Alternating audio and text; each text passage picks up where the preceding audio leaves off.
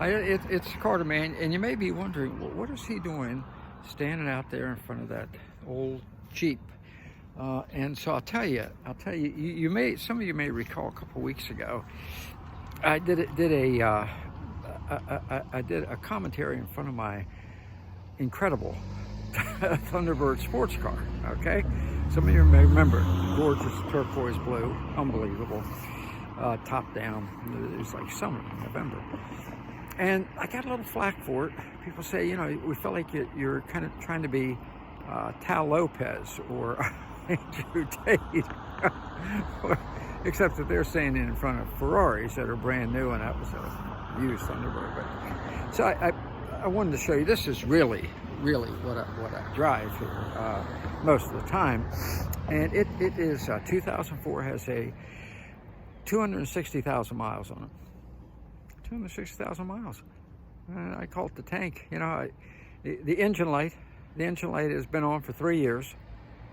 3 years. I called my brother the other day. Said, I'm worried about my old Jeep there.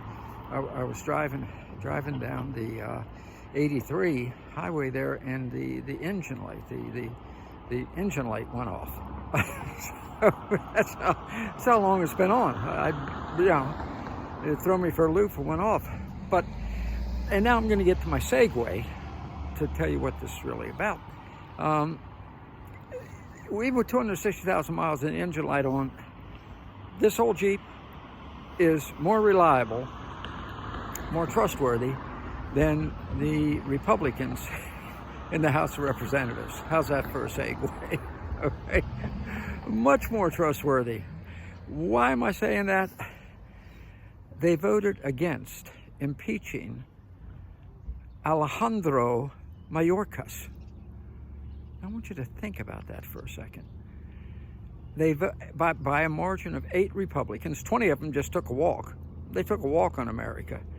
But 8 of them cast the deciding votes against impeaching the most deliberately malfeasant member of a president's cabinet probably in history. He's the Secretary of Homeland Security, and he's allowed in 4 million, deliberately allowed in 4 million illegal alien invaders. That is a fireable offense, or in terms of politics, an impeachable offense, and the Republicans voted against it. Okay? The Republicans voted to keep that just arrogant, egregious, as far as I'm concerned, lawbreaker. High crimes and misdemeanors, well, he's committed both. And the Republicans, who promised they were going to be tough and do things right, voted to let him keep his job. It's okay. It's just 4 million invaders of our country.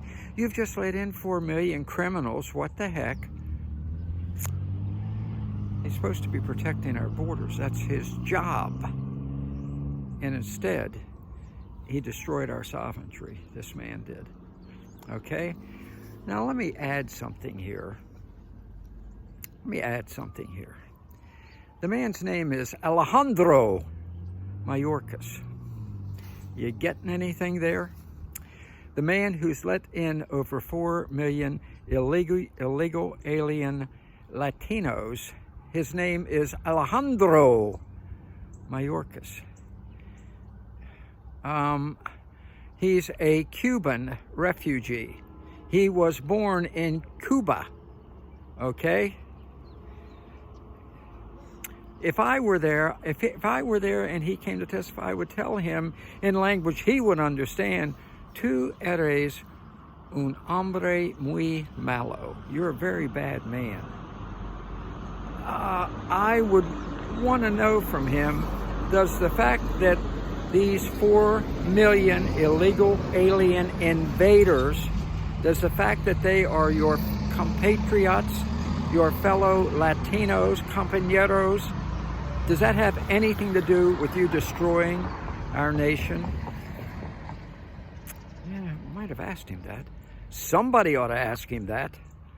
He has no loyalty. He has no loyalty. He's never worked a day in his life. Never had a real job. He's always been a tax parasite. Worked for the government, except for one little brief period where he worked in a Washington law firm, paid an arm and a leg. So he ain't, look, he doesn't know how the rest of us live, and he doesn't care, okay? But he does seem to care how his fellow Latinos live. Look, it's a fact of the matter. Now, before anybody says, well, that's just racist, I talked to my wife about it, who is Honduran, a Hondurina. She said, amor, es muy malo. America is now a very weak nation, okay? So, you know, don't belittle and underestimate the Latinos. They know what's going on here. And frankly, she just got her citizenship, and I'm sure her fellow Latino citizens from Central America are just as appalled by this man's behavior. All right? So that's the way it is.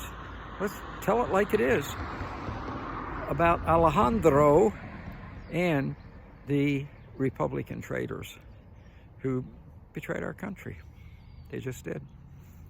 Man needs to be impeached. Contact their offices and contact Mike Johnson's office and say, hey, let's get on the ball there, huh? Let's protect America. Let's do this thing.